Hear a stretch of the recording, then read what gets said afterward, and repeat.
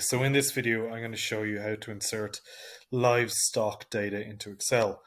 So here we have the ticker names for Apple, Google and Microsoft. You can find these on Yahoo Finance or just Google Finance.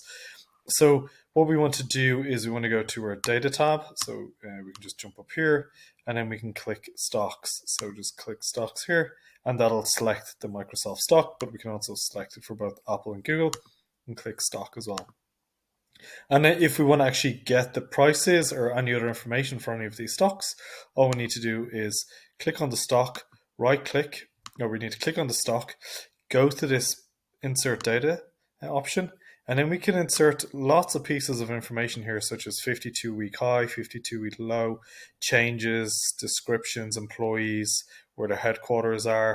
And if you scroll down a bit, we can see they're open and the price. So let's click price here and we can see that Apple here is currently trading at $188.